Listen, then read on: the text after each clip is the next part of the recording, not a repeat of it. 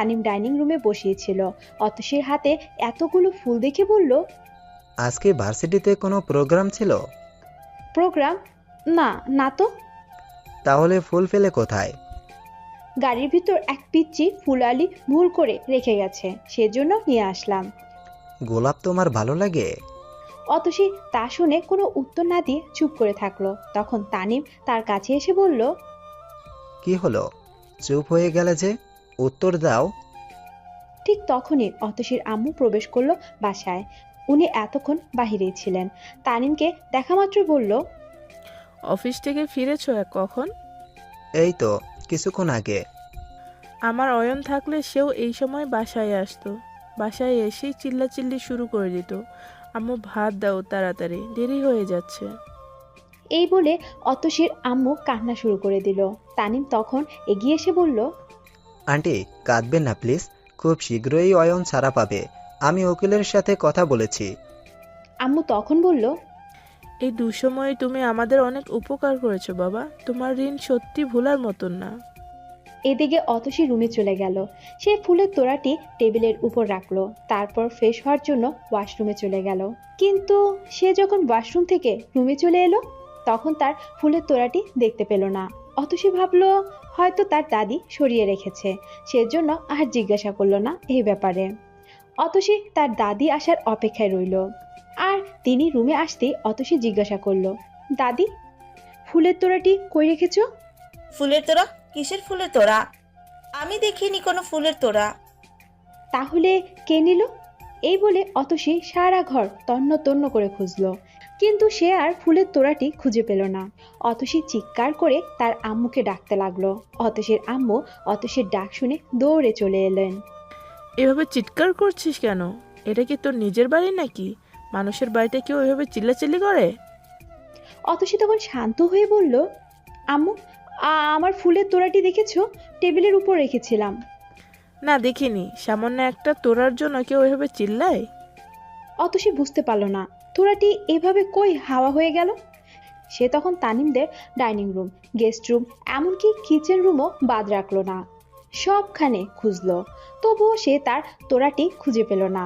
তানিম ভাইকে কি জিজ্ঞাসা করব? উনি যদি আবার নিয়ে যান। এই ভেবে অতসী তানিমের রুমে প্রবেশ করলো। রুমে ঢুকে সে বলল, সরি সরি, আসলে তাড়াহুড়োতে নক করতে ভুলে গিয়েছিলাম। তানিম সবেমাত্র গোসল করে তোয়ালে দিয়ে তার মাথা মুছতে মুছতে বের হচ্ছিল। অতসী তানিমকে এমন খোলামেলা দেখে 1 মিনিটও দেরি করলো না, তাড়াতাড়ি করে রুম থেকে বের হয়ে গেল। তানিম তখন বলল, অতসী, যাচ্ছ যে? কেন এসেছিলে, কিছু বলবে? অতসী তখন দাঁড়িয়ে গেল। আর বলল না, মানে টেবিলের উপর ফুলের তোড়াটা রেখেছিলাম, সেটি খুঁজে পাচ্ছি না। আমি তোমার ফুলের তোড়া নিয়ে কি করব? না না, নেওয়ার কথা বলছি না, কেউ যদি ভুল করে এনে থাকে এই রুমে। কে আনবে? বাসায় তো কোনো ছোট বাচ্চাও নাই। সরি ভাইয়া, আমি বুঝতে পারিনি, ভুল হয়ে গেছে আমার। এ বলে অতসী চলে গেল। তানিম বুঝতে পারল অতসী ফুল খুব পছন্দ করে, সেজন্য সে অফিস থেকে ফেরার সময় অনেকগুলো ফুলের তোড়া কিনলো, একদম তাজা তাজা গোলাপ ফুল। বিকেলবেলা অতসী তানিমদের বাসায় ছাদে একটু ঘোরাঘুরি করছিল। ইদানিং তাকে খুব বেশি চিন্তা ভাবনা করতে দেখা যায়। সে ছাদের উপর দাঁড়িয়ে দূরের ওই বিল্ডিংগুলোর দিকে তাকাচ্ছে। তানিমদের বাসা একদম শহরের মধ্যে, ছাদে দাঁড়িয়ে থেকেই পুরো শহরটা দেখা যায়।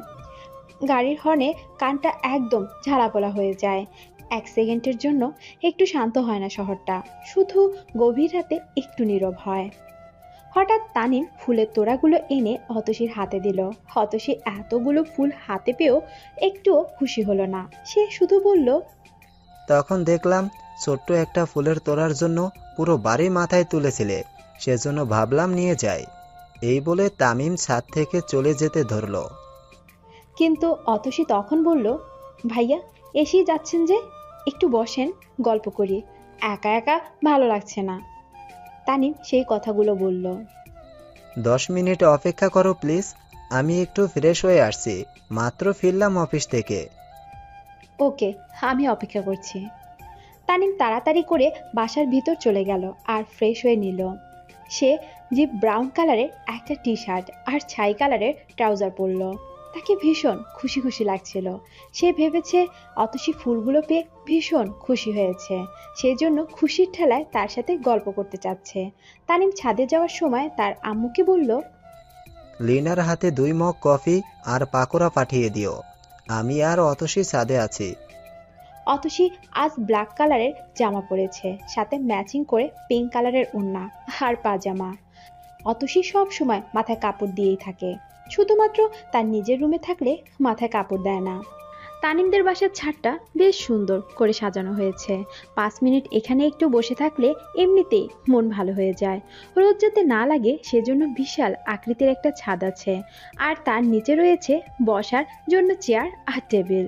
দুপুরবেলায় রোদ থাকলেও বিকালবেলা একদম রোদ নেই, সেজন্য অতসী ছাতার নিচে না বসে ছাদের রেলিং ঘেঁষে দাঁড়িয়ে সেই মুহূর্তে সেই আগের মতোই দূরের ওই বিল্ডিংগুলোর দিকে তাকিয়ে আছে। সরি অতসী, তোমাকে এভাবে অপেক্ষা করানোর জন্য। সমস্যা নেই। ফুলগুলো পছন্দ হয়েছে? জি। কিছুক্ষণ দুজনে চুপচাপ থাকলো। তানিমও বুঝতে পারছে না কি বলবে, আর অতসীও বুঝতে পারছে না কিভাবে শুরু করবে। হঠাৎ সেখানে নীলা আসলো কফি নিয়ে আর একটা পাকোড়ার প্লেট। তানিম তখন বলল, অতসী এইদিকে আসো, তা না হলে কফি ঠান্ডা হয়ে যাবে। অতসী সেই কথা শুনে চেয়ারে গিয়ে বসলো আর কফির মগে একটা চুমুক দিয়ে বলল, আমাকে পাঠানো চিরকুটগুলো খুবই সুন্দর ছিল, প্রত্যেকটা লেখা একদম মন ছুঁয়ে যাওয়ার মতো, ভীষণ ভালো লাগতো আমার। ও তাই, ধন্যবাদ। এগুলো কি আপনি লিখতেন? হুম হুম। অতসীর কথা শুনে তানিম কফির মগটা টেবিলে রাখলো আর বলল, আসলে অতসী, কথাগুলো একদম আমার মনের কথা। আমি সত্যি তোমাকে অনেক বেশি পছন্দ করি। আমি তো জিজ্ঞাসা করলাম লেখাগুলো কার হাতের। কার আবার? আমার। তুমি যদি চাও তাহলে রোজ রোজ এমন চিরকুট লিখতে রাজি আছি। উম, তাই? থাক, লিখতে হবে না আর। আসলে আগের চিরকুটগুলোর সাথে সেই দিনের চিরকুটের হাতের লেখার মিল ছিল না, সেই জন্য বললাম। তানিম তখন হাসতে হাসতে বলল, ও তাই বলো? আসলে আমার লেখা খুব বাজে, সেজন্য অন্যজনের হাতে লিখে নিয়েছি, তবে কথাগুলো সম্পূর্ণ আমার মনের কথা। অতসী তখন বলল, ভাইয়া আজ তাহলে উঠি, এভাবে দুজনকে একসাথে দেখলে বাসার সবাই অন্য কিছু ভাববে। তানিম সেই কথা শুনে হঠাৎ অতসীর হাত টেনে ধরলো আর বলল, অতসী, সবাইকে অন্য কিছু ভাবার সুযোগ কেন দিচ্ছ? সারাদিন সারা রাত একসাথে থাকলেও যাতে কেউ কিছু না বলতে পারে সে ব্যবস্থা করলেই তো হয়। শুধু তুমি একবার হ্যাঁ বলো প্লিজ, আজ অন্তত কিছু বলো। অতসী তখন তানিমের হাত সরিয়ে দিয়ে বলল, ভাইয়া আমাকে যেতে দিন, আম্মু আর দাদি যদি একসাথে দেখে তাহলে আমাকে ভীষণ বকবে। এই বলে অতসী চলে গেল। পুরো শহর জুড়ে আতঙ্কের সৃষ্টি হয়েছে। একের পর এক খুন, রাহাজানি। কে করছে এই খুন বা কারা জড়িত এখন পর্যন্ত তাদের কেউ ধরতে পারছে না, কারণ খুনিরা এখন নিখুঁতভাবে সব খুন করছে, যার কোনো প্রমাণই নেই।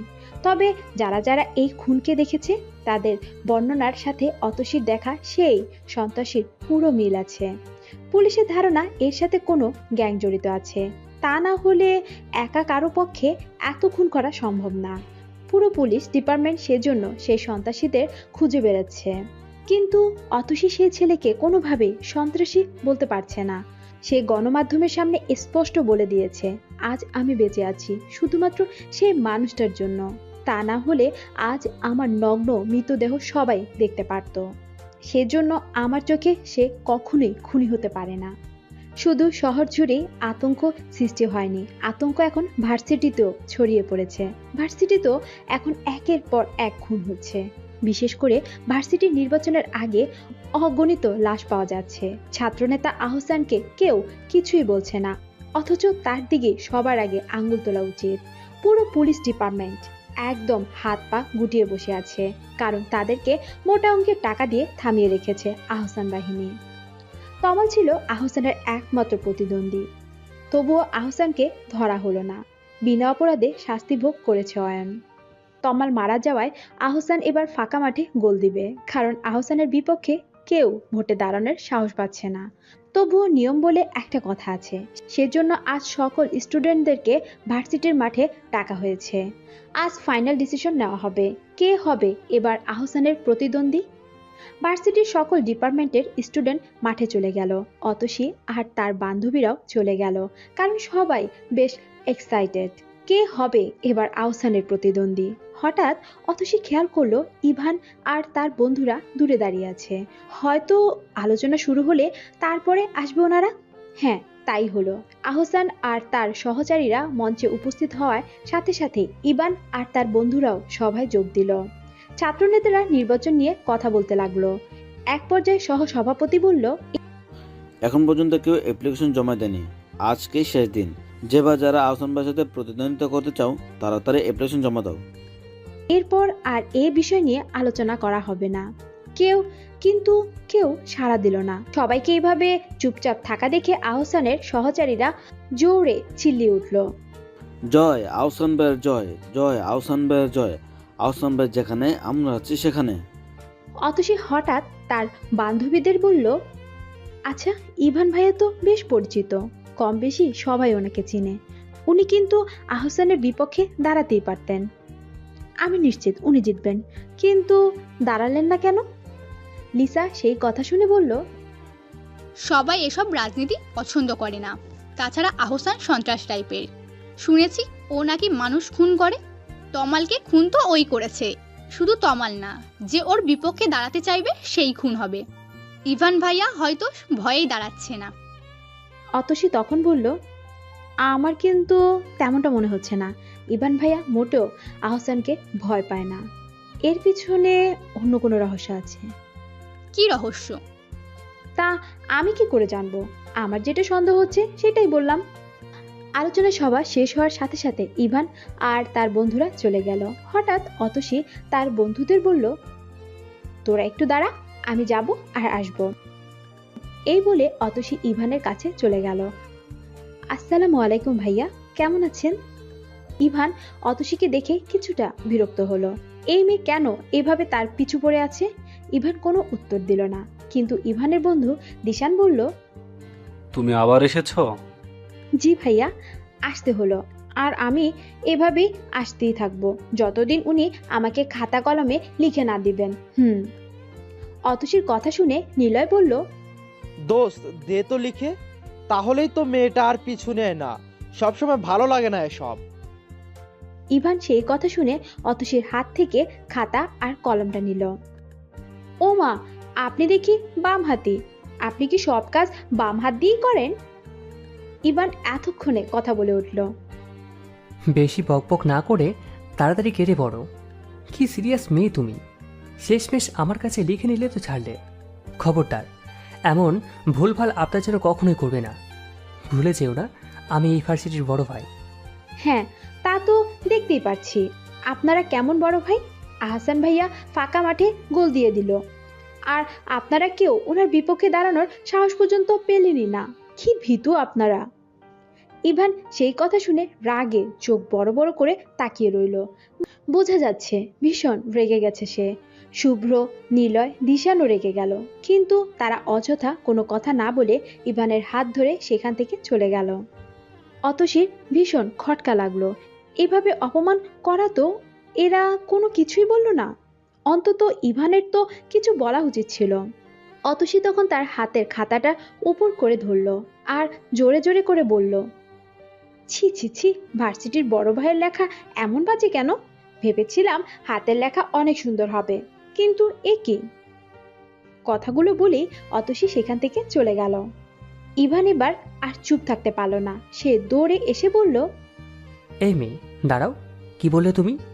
আমার হাতের লেখা বাজে? অতসী কিছু বলার আগে শুভ্র এলো সেখানে।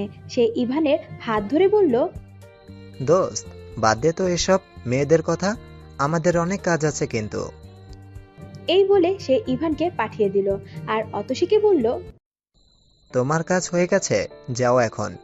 আর কোনো সময় যেন আমাদের কাছে আসতে না দেখি, তখন ব্যাপারটা ভীষণ খারাপ হয়ে যাবে। কারণ 2 দিন থেকে আমি তোমার বেয়াদবি দেখতেছি। ইদানিং তোমার সাহস অনেক বেড়ে গেছে, সো বি কেয়ারফুল। অতসী সেই কথা শুনে আবার হাঁটা শুরু করলো। তবে শুভ্রের কথা শুনে সে আজ ভীষণ লজ্জিত হলো। এভাবে তাকে অপমান করতে পারলো। আর অপমান তো করারই কথা, নিজের থেকে যেচে যেচে কথা বললে সবাই তাকে সস্তাই ভাবে। সে কেন এমন করছে? কেন বারবার ইভানের কাছে ছুটে যাচ্ছে? সত্যি সে নিজেও বুঝতে পারছে না। অতসী কি মনে করে যেন পিছনে ফিরে তাকালো। পিছনে তাকাতেই দেখে ইভানও তার দিকেই দেখছে। অতসী তা দেখে আর মুখের হাসিটা আটকাতে পারল না, মুচকি একটা হাসি দিয়ে উঠল। ইভান তা দেখে ভীষণ লজ্জা পেল। সে সাথে সাথে তার চোখ ফিরিয়ে নিল, কারণ সে কখনোই আশা করেনি যে অতসীও তার দিকেই তাকাবে। অতসী আর ইভানের এমন চোখাচোখি দেখে তার বন্ধুরা হা করে তাকিয়ে রইল। তারা একবার ইভানের দিকে দেখছে আর আরেকবার অতসীর দিকে। তারা কিছুই বুঝতে পারছে না। আর সবচেয়ে আশ্চর্যের বিষয় এটাই, ইভান যে বাম হাত দিয়ে লেখে এটা তারা ফার্স্ট দেখলো। তোরা এভাবে কি দেখছিস আমার দিকে? ঈশান সেই কথা শুনে বলল, দোস্ত, তুই কি লুকাচ্ছিস কিছু? কি লুকাবো? তোরা একটু বেশি বেশি বেশি বুঝিস। চল, আমাদের দেরি হয়ে যাচ্ছে। শুভ্র তখন বলল, আচ্ছা, এসব কিছু বাদ দে তো তোরা। তার আগে ইভান, একটা কথা বল, তুই কবে থেকে বাম হাত দিয়ে লিখছিস? না মানে, তুই কি আজকাল বাম হাত দিয়ে খাবারও খাচ্ছিস? ছি ছি ছি, কি বলছিস এসব? বাম হাত দিয়ে খেতে যাবো কেন? তাহলে বাম হাত দিয়ে লিখলি কেন? তোকে তো কখনো বাম হাত দিয়ে লিখতে দেখিনি। ডান হাত কেটে গিয়েছে, সেজন্য বাম হাত দিয়ে লিখলাম। সিম্পল ব্যাপার। কই দেখে আর দেখি। এই বলে ইভানের ফ্রেন্ডরা ডান হাত দেখতে লাগলো। হ্যাঁ, আসলে তো ইভানের ডান হাত কাটা গিয়েছে। অতসীর ক্লাস শুরু হয়ে গেছে। সবাই খুব মনোযোগ দিয়ে ক্লাস করলেও অতসীর কিছুতেই মন বসছে না। সে জানালা দিয়ে বাহিরের দিকে দেখছে আর বিভিন্ন বিষয় নিয়ে চিন্তা করছে। তার অয়ন ভাইয়াকে কিভাবে নির্দোষ প্রমাণ করা যায়, আর কিভাবে তার মুখ এই কথাটা মনে হতেই অতসী লিসাকে বলল, দোস্ত, একটা হেল্প করতে পারবি? কি? কেউ যদি কাউকে ভালোবাসে কিন্তু সেটা যদি প্রকাশ না করে, তাহলে কিভাবে তার মুখ থেকে কথাটা বের করা যায়? আগে বল, মানুষটা কে? কার মুখ থেকে কথা বের করতে হবে? পারবি কিনা বল, না পারলে বল। হঠাৎ অতসী টিচার বলল। You stand up. কথা বলছো কেন? অতসী ধীরে ধীরে দাঁড়ালো আর বলল, না স্যার, বলছি না। আমি দেখলাম তোমরা দুজন কথা বলছো, আর তুমিও দাঁড়াও। লিজা দাঁড়িয়ে বলল, আসলে স্যার, আমরা পড়া নিয়ে আলাপ আলোচনা করছিলাম। অতসী বুঝতে পারছে না, তাই আমার কাছে জানতে চাচ্ছে। অতসী তখন লিসাকে একটা চিমটি কেটে বলল, সবার সামনে কি বললি এটা? তো কি বলবো? স্যার তখন বলল, কি হচ্ছে এসব? তোমরা আবার কথা বলছো? হঠাৎ ক্লাসরুমে অতসীদের ডিপার্টমেন্টের দপ্তরি আসলো। তিনি এসেই বললেন, স্যার আসসালামু আলাইকুম, বিজ্ঞপ্তিটা স্টুডেন্টদের শুনিয়ে দেওয়ার জন্য আসলাম। কিসের বিজ্ঞপ্তি?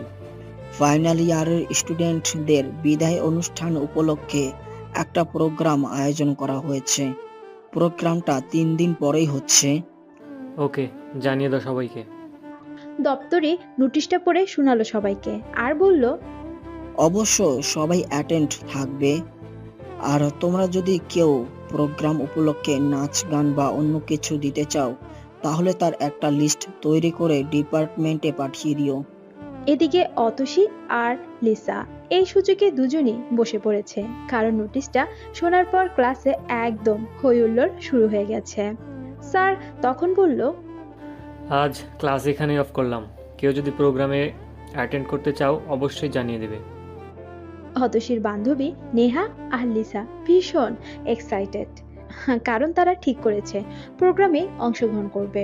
নেহার গানের গলা ভীষণ সুন্দর আর লিসা নৃত্য পারে, বিশেষ করে হিন্দি গানের তালে তালে তার ডান্স সেই হয়।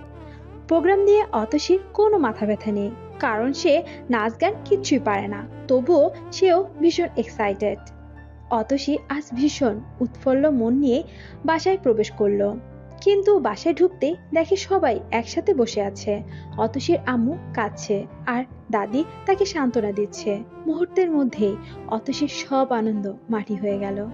সে তার আম্মুর কাছে গিয়ে বলল, কি হয়েছে আম্মু, কাঁদছো কেন? অতসীর আম্মু সেই কথা শুনে অতসীর গলা ধরে বলল, অয়নের সাজা বেড়ে গেছে, কারণ অয়নের পক্ষে কোনো সাক্ষী নেই। তানিম তখন বলল, আসলে এটা সব ছাত্রনেতা আহসানের হাত। ওর ভয়ে কেউ সাক্ষী দিচ্ছে না, কারণ অয়ন নির্দোষ প্রমাণ হলে পুলিশ আবার নতুন করে তদন্ত শুরু করবে। অতসী তখন বলল, আচ্ছা তানিম ভাইয়া, আমাকে একটু ভাইয়ার সাথে দেখা করতে নিয়ে যাবেন? ভাইয়াকে ভীষণ দেখতে ইচ্ছে করছে। তানিম সেই কথা শুনে, আন্টিকে আজ দেখতে দেয়নি, তোমাকেও হয়তো দেবে না, তবে আমি চেষ্টা করছি, যে করেই হোক দেখা করাবো।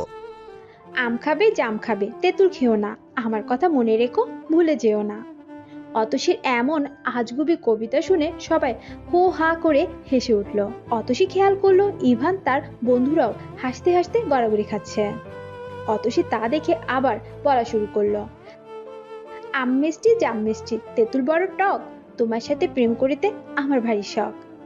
অতসীকে এসব ভুলভাল কবিতা আবৃত্তি করা দেখে সুইটি অতসীকে টেনে নামালো মঞ্চ থেকে। কি বলছিস এসব? আম জাম তেঁতুল ছাড়া কি কবিতা নয়? বারবার শুধু আম জাম আর তেঁতুলের কথা বলছিস। অতসী তখন বলল, তাছাড়া আর তো কোনো উপায় দেখছি না, এই মুহূর্তে কিছুই মনে পড়ছে না। উপস্থাপক অতসীর এমন কবিতা শুনে ভীষণ রেগে গেল। সেজন্য আর দেরি না করে পরবর্তী জনকে ডেকে নিলেন। এবার লিসা ডান্স করবে। সবাই সেজন্য জোরে জোরে হাততালি দিতে লাগলো। আসলে অতসী যে আজ কবিতা আবৃত্তি করবে তার জন্য কোনো প্রস্তুতি নিয়ে আসেনি। সে তো এসেছে প্রোগ্রাম দেখার জন্য। তার বান্ধবী নেহা গাইবে আর লিসা ডান্স করবে, সেজন্য সে ওদেরকে হেল্প করার জন্য এসেছে। কিন্তু লিসাকে সাজাতে গিয়ে সেফটি পিন খুঁজে পেল না অতসী। লিসা সেফটি পিন আনতে ভুলে গেছে। সেফটি পিন ছাড়া তো কোনোভাবেই শাড়ি আটকানো যাবে না। এখন কি করা যায়? এদিকে প্রোগ্রামেরও সময় হচ্ছে। অতসী সেজন্য সেফটি পিন নেওয়ার জন্য বের হলো। বাহিরে বের হতেই দেখে ইভান আর তার বান্ধবীরা বাইকের উপর বসে আছে। অতসী সেজন্য ইভানের কাছে চলে গেল। অতসী আজকাল একটু বেশি সাহসী হয়ে গেছে। সে যখন তখন ইভানের সাথে কথা বলতে যায়, একটুও লজ্জা করে না, না ভয় না অন্য কিছু। ইভান যতই লুকোচুরি করুক না কেন, অতসীর বিশ্বাস ইভান তাকে অনেক পছন্দ করে। সেজন্য সব সময় তাকে চোখের সামনে দেখতে পায়। সে হয়তো অতসীকে দেখার জন্য এভাবে দাঁড়িয়ে থাকে। অতসী এটাও বুঝে গেছে যে এসব চিরকুট ইভানই পাঠাতো, আর তানিম ভাইয়া তাকে পাওয়ার জন্য মিথ্যা কথা বলেছে। আর সেই দিন সন্ত্রাসীদের হাত থেকে ইভানই বাঁচিয়েছে। অতসী এতটাও বোকা নয় যে ইভানের শরীরে গরম দেখে চিনতে পারবে না। কিন্তু ইভান কেন এভাবে লুকোচুরি করছে, আর কেনই বা অতসীকে সরাসরি তার মনের কথা বলছে না? এটা এখনো অজানা অতসীর। অতসী বুঝে গেছে এর পিছনে কোনো বড় ধরনের রহস্য আছে, সেজন্য ইভান তার থেকে দূরে দূরে থাকে।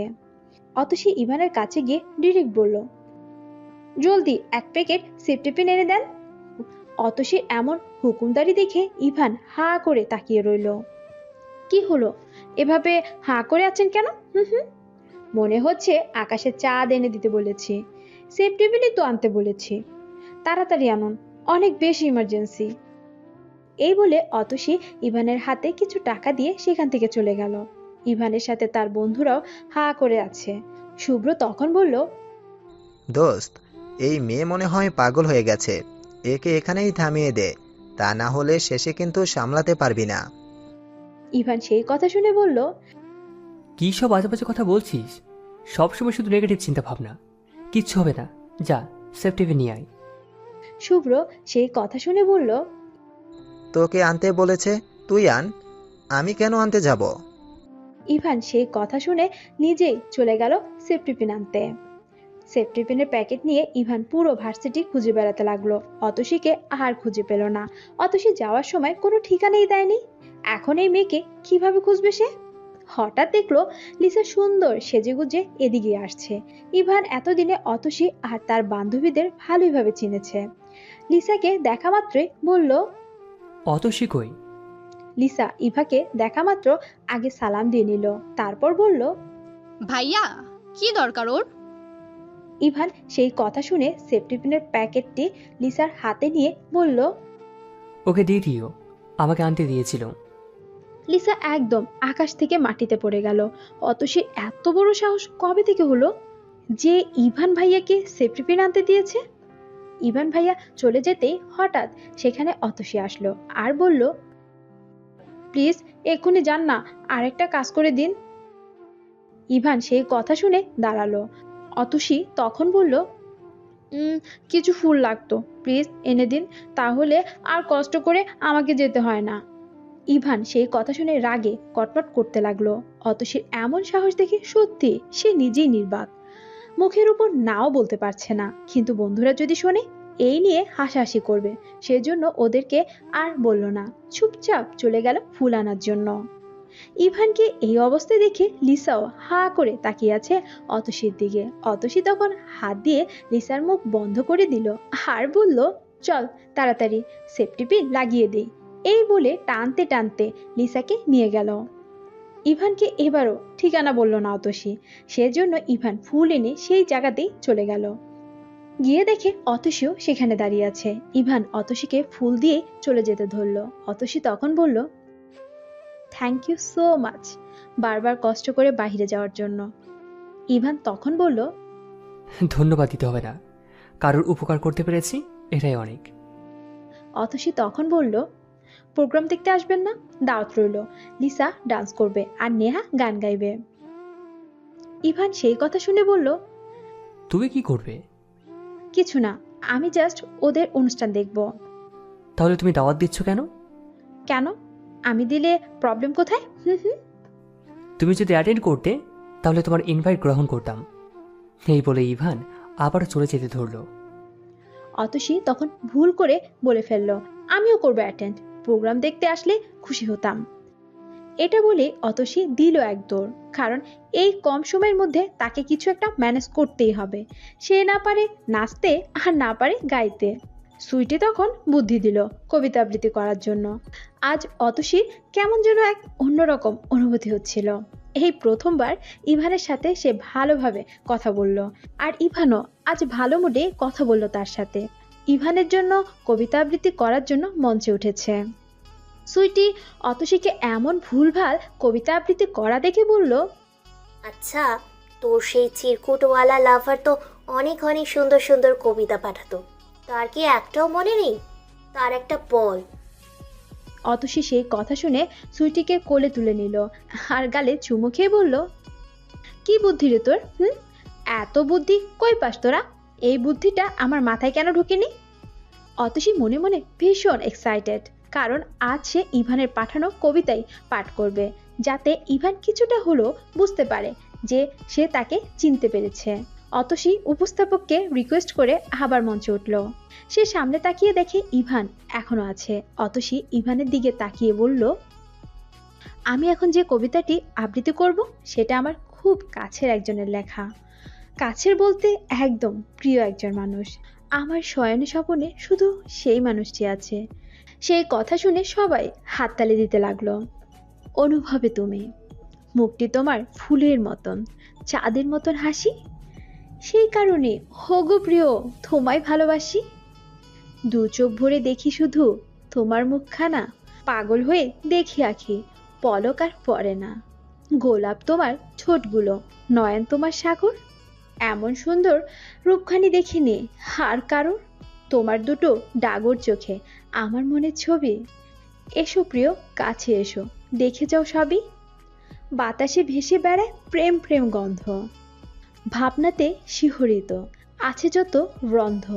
নয়নে আঁকা তোমার প্রেমময় ছবিটা, শব্দের মালা গেঁথে লিখি আমি এই কবিতা। তোমার নামের মালা জপি আমি প্রেমযোগী, স্বর্গসুখ লাভ হয় তোমায় যখন দেখি। অনুভবে তুমি প্রিয়, তুমি শুধু তুমি। অতসীর কবিতা শুনে সবাই তাজ্জব হয়ে গেল। কেউ কাউকে এতটা ভালোবাসলে এমন কবিতা লিখতে পারে। আহা কি প্রেম, সার্থক হোক এমন ভালোবাসা। অতসী মঞ্চ থেকে নামার সাথে সাথে ইভান আসলো সেখানে আর বলল, ওয়াও, তুমি তো অনেক সুন্দর কবিতা আবৃত্তি করতে পারো। আমি তো ভেবেছি তুমি কোনো কাজেরই নও। যাক, ধারণাটা ভুল ছিল। এই বলে ইভান চলে গেল। ইভানের এমন কমেন্ট শুনে অতসী ভীষণ খুশি হলো আর মনে মনে ভাবলো, লাইনে আসো না চান্দু, আরো এমন এমন চমক দেখাবো যে নিজের মুখে প্রশংসা করতে বাধ্য হবে। আর বলতে বাধ্য হবে যে প্রিয়া, আমি তোমার সেই প্রিয়। তোমায় আমি অনেক বেশি ভালোবাসি, অনুভবে শুধুই তুমি। অতসী ইভানকে নিয়ে সুখের রাজ্যে ভাসতেই ইভান আবার আসলো সেখানে আর বলল, জানি না কোন ছেলের ঘাটে জুটেছ, বেচারার কপালটা খুবই পোড়া। এই পাগলটাকে সামলাবে কি করে? অতসী ইভানের মুখে এটা কখনোই আশা করেনি। সে বোকার মতো দাঁড়িয়ে তাকিয়ে রইল আর ভাবতে লাগলো, অপমান করলো না অন্য কিছু। কিছুই তো বুঝলাম না। না, এই ছেলেটা আর সোজা হলো না। ভাবলাম লাইনে এসে গেছে, সহজে এই স্বীকার করবে না, অন্য কৌশল অবলম্বন করতে হবে। অতসী টিউশনি শুরু করেছে এক বাসায়। দুজন যমজ ছেলেকে পড়ায় সে। ক্লাস 3-তে পড়ে ছেলে দুটি। দেখতে ভীষণ কিউট হলো, ভীষণ দুষ্ট তারা। তাদেরকে সামলানো অতসীর জন্য খুবই কষ্টদায়ক। তার চেয়েও বেশি কষ্টদায়ক এই বাসার বড় মেয়েকে বোঝানো। সে বুঝতে চায় না পাশের রুমে পড়াশোনা চলছে। সে সারাক্ষণ ফোনে জোরে জোরে কথা বলে। মেয়েটির নাম মৌরি। সে অতসীর সমবয়সী, দেখতেও ভীষণ মিষ্টি। অতসীর ভীষণ জানতে ইচ্ছে করে সারাক্ষণ কার সাথে সে কথা বলে, কিন্তু বলা হয়ে ওঠে না, কারণ এখনো তেমনভাবে জমেনি মেয়েটির সাথে। আজও অতসী টিউশনিতে এসেছে। টিউশনি শেষ করে সেই যে বাসায় যেতে ধরেছে, হঠাৎ মৌরি ডাকতে লাগলো, এই অতসী শুনে যাও। অতসী তা শুনে মৌরির রুমে চলে গেল। অতসী বুঝতে পারল মৌরি তার সাথে বন্ধুত্ব করতে চায়, সেজন্য নিজের থেকেই ডাকছে। তোমার বয়ফ্রেন্ড আছে? মৌরি এমন প্রশ্ন শুনে অতসী কিছুটা অবাক হলো। এখন পর্যন্ত ভালো করে কথাই হয়নি, তাতে বয়ফ্রেন্ডের কথা জিজ্ঞাসা করছে। কি হলো বলো, ভয় পেও না, আমি বলবো না কাউকে। অতসী নিচু মুখ নিয়ে বলল, না, নেই। নেই? সত্যি? এত কিউট একটা মেয়ে সিঙ্গেল? এই বলে মৌরি অতসীর গালে টেনে ধরল। অতসী বুঝতে পারল মৌরিকে যেমন ভেবেছিল সে তেমন নয়, অনেক বেশি মিশুক সে। মৌরি তখন তার হাত বাড়িয়ে বলল, আমরা কি ফ্রেন্ড হতে পারি? অতসী আর দেরি না করে সেও হাত মিলিয়ে নিল। মৌরি তখন বলল, কোনো সংকোচ করবে না, এটাকে নিজের বাসা মনে করবে। আসলে আমার ভাই দুটি ভীষণ দুষ্ট। আমি অনেক চেষ্টা করেছি, তবুও আমার কাছে পড়তে চায় না। তোমার কাছে তো দেখি ভালোই পড়ে। অতসী তখন হাসতে হাসতে বলল, এইটাই নিয়ম। ছোট ভাই বোন কখনোই তার বড় ভাই বোনদের কাছে পড়তে চায় না। আমি নিজেও পড়িনি। তার মানে তুমি ছোট? হ্যাঁ, আমার বড় ভাই আছে। তাই নিশ্চয়ই তোমার ভাইয়া তোমার মতোই সুন্দর। ইস, আফসোস হচ্ছে, কেন যে আগেই প্রেম করতে গেলাম, তোমার মতো ননদকে হারিয়ে ফেললাম। অতসী সেই কথা শুনে বলল, তোমার বয়ফ্রেন্ড আছে, তাই তো বলি সারাক্ষণ কার সাথে এত কথা বলো। এটা একদম ভুল কথা। ওর সাথে তেমন একটা কথা হয় না, জব করে তো সেজন্য ভীষণ ব্যস্ত, তবে চ্যাটিং করি সারাক্ষণ। খুব ভালো লাগলো শুনে। অনেক বেশি লাভ করো তাকে? হ্যাঁ, খুবই, অনেক বেশি কেয়ারিংও। তেমন একটা দেখা হয় না, ছুটির দিনে শুধু দেখা করি। তোমার সাথে কথা বলে খুব ভালো লাগলো। আজ তাহলে আসি, আরেকদিন অনেক অনেক গল্প করব। এই বলে অতসী চলে গেল। মৌরির সাথে কথা বলে অতসী ভীষণ খুশি। যাক, ভয়টা কেটে গেল তার। সে ভেবেছিল অপরিচিত কোনো বাসায় কিভাবে প্রতিদিন যাবে। সব দিক দিয়েই ভালোই আছে ফ্যামিলিটা।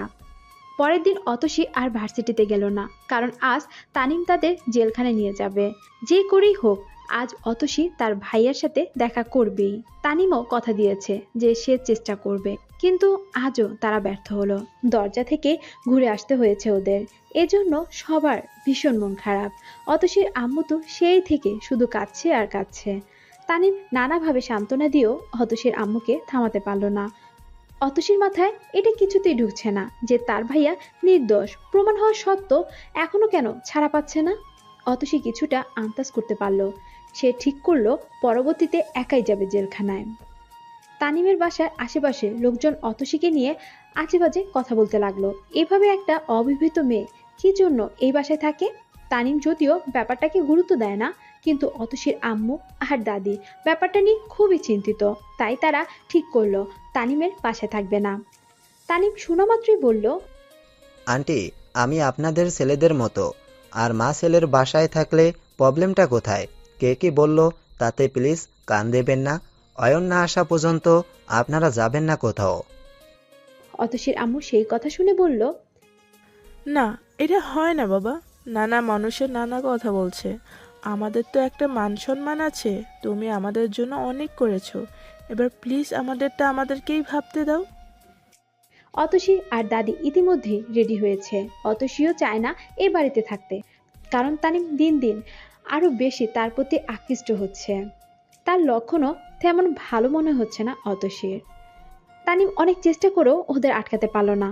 তানিমের চোখে জল ঝলঝল করছে। কিছুক্ষণের মধ্যে তা গড়িয়ে পড়বে দু চোখ বেয়ে। সে হঠাৎ কান্নাজড়িত কণ্ঠে বলল, অতসী, আমার রুমে একবার আসবা? অতসী একবার তার মায়ের দিকে আর আরেকবার তার দাদির দিকে তাকালো। কি হলো, আসো। অতসী সেজন্য চলে গেল তানিমের রুমে। তানিমের রুমে যেতেই তানিম একটা গিফট বক্স অতসীর হাতে দিয়ে বলল, এইটাই লাস্ট পার্সেল। ভিতরে তোমার ফেভারিট ফ্লেভার আর একটা চকলেট বক্স আছে, আর একটা চিরকুটও আছে। এবার আমি আমার নিজ হাতে লিখেছি, কষ্ট করে একটু পড়ে নিও। অতসী সবকিছু বুঝেও না বুঝার ভান করে থাকলো। তবে তানিমকে সে ধন্যবাদ দিতে ভুলল না। অতসী মনে মনে হাসতে লাগলো আর ভাবতে লাগলো, মানুষে তো মিথ্যে কথা কেমন করে বলে। আর কি ভালো অভিনয় করে ছেলেটা, কিভাবে অন্যজনের গিফট নিজের নামে চালিয়ে দেয়। নিশ্চয়ই ইভান আরো গিফট পাঠিয়েছে। এবার ভার্সিটিতে গিয়ে ইভানের সাথে কথা বলতেই হবে। কেন এভাবে লুকিয়ে পার্সেল পাঠাচ্ছে সে? তার সাথে তো ভার্সিটিতে রোজ দেখা হয়, কেন মুখে বলে না কিছু? ইভান কি তাহলে তার ফ্রেন্ডদের ভয়ে এমন লুকোচুরি করছে? অতসী চুপচাপ আছে আর ইভানের কথা ভাবছে। তানিম হঠাৎ নিজেকে আর কন্ট্রোল করতে পারল না। সে অতসীকে জড়িয়ে ধরে বলল, I love you so much Atasi, please আমার মনের অবস্থাটা বোঝার চেষ্টা করো। অতসী তখন চিৎকার করে বলল, কি করছেন এসব, ছাড়ুন বলছি। সরি। এই বলে তানিম অতসীকে ছেড়ে দিল। অতসী তখন বলল, খবরদার এমন পাগলামি কখনোই করবেন না, তাহলে কিন্তু আর কখনোই আপনার সামনে আসবো না। এই বলে অতসী চলে গেল। অতসী চলে যাওয়ার সাথে সাথে তানিম টেবিলের উপর রাখা একটা শোপিস ছুঁড়ে ফেলে দিয়ে চিৎকার করতে লাগলো, কারণ সে অতসীকে পাওয়ার জন্য এত কিছু করলো, তবুও অতসীকে আর তার পাওয়া হলো না। অতসী 3 দিন পর ভার্সিটিতে গেল। ভার্সিটিতে যেতেই দেখে গেটের সামনে বিশাল এক লাইন। অতসী বুঝতে পারল না কিছু। কাউকে তো চিনেও না, কাকে জিজ্ঞাসা করবে? আর ডিপার্টমেন্টের কাউকেও দেখছে না। তখন অতসী নিজেও লাইনে গিয়ে দাঁড়ালো আর তার সামনের মেয়েটাকে জিজ্ঞাসা করলো, কি হচ্ছে এখানে? মেয়েটি তখন বলল, তুমি নিউজ দেখোনি কাল, জানো না কিছু? ভার্সিটির ছাত্র নেতা আহসান এর ওপর কে বা কারা জানি অ্যাটাক করেছে। তিনি আহত হয়েছেন, কিন্তু ওনার 4 জনের সহচরী নিহত হয়েছেন। আজ আবার 2 জনের মৃতদেহ পাওয়া গেছে সেই ডোবায় যেখানে তমালের দেহ পাওয়া গিয়েছিল। এই জন্য সবাইকে চেক করে করে ভার্সিটিতে ঢোকাচ্ছে। অতসী একদম স্তব্ধ হয়ে গেল। ভার্সিটির ভিতরেও খুন? এভাবে চললে তো ভার্সিটিতেই আসা বন্ধ হয়ে যাবে। অতসীর হঠাৎ ইভানের কথা মনে হলো। কোনোভাবে এসবের পিছনে ইভান জড়িত নয় তো? ওর হাতে তো সেই দিন যে পিস্তল দেখেছে, তার চোখের সামনে তো শাট শাট শব্দ করে 5 জনকে মেরে ফেললো। এটা কি সত্যি ইভান, না তার ভুল হচ্ছে? না, ভুল কিভাবে হয়? ইভানের শরীরের গড়ন তার মুখস্থ হয়ে গেছে। একই উচ্চতা, একই দাঁড়ানোর স্টাইল। তাহলে কি ইভান একজন সন্ত্রাসী? এই সন্ত্রাসীটাকে সে ভালোবাসে? অতসী মুখের মধ্যে কারো হাতের স্পর্শ অনুভব করতে লাগলো। মনে হলো কেউ তার শরীর ছুঁয়ে ছুঁয়ে দেখছে। অতসী সাথে সাথে চোখ মেলে তাকালো, কিন্তু কাউকে দেখতে পেল না। মনে হয় সে কোনো স্বপ্ন দেখছে। এভাবে আবার ঘুমানোর চেষ্টা করলো, তবে অতসীর কিছুতেই ঘুম আসলো না। কারণ এটা কি করে স্বপ্ন হতে পারে? একদম বাস্তবের মতো মনে হচ্ছিল। অতসী তাড়াতাড়ি করে বিছানায় উঠে বসলো। কেন জানি তার ভীষণ ভয় লাগছিল। এই ঘরে আর একা একা ঘুমানোর সাহস তার হলো না। সেজন্য অতসী দৌড়ে তার দাদির রুমে চলে যেতে ধরলো। হঠাৎ সে খেয়াল করলো কে যেন দরজা খুলে বের হচ্ছে। অতসী সেটা দেখা মাত্র জোরে এক চিৎকার দিল। এইদিকে লোকটি চিৎকার শুনে তাড়াতাড়ি করে বের হয়ে চলে গেল। অতসী চিল্লাতে আছে, চিল্লাতেই আছে। এতক্ষণ তার এত ভয় লাগেনি, কিন্তু এখন তার ভীষণ ভয় লাগছে। এই ছেলেটি তাকে সত্যি সত্যি ছুঁয়েছে, এটা ভাবতেই অতসীর গায়ে কাঁটা দিয়ে উঠল। সে কাঁদতে কাঁদতে মেঝেতে বসে পড়ল। অতসী চিৎকার শুনে তার আম্মু এগিয়ে আসলো। এসে দেখে অতসী মেঝেতে বসে আছে।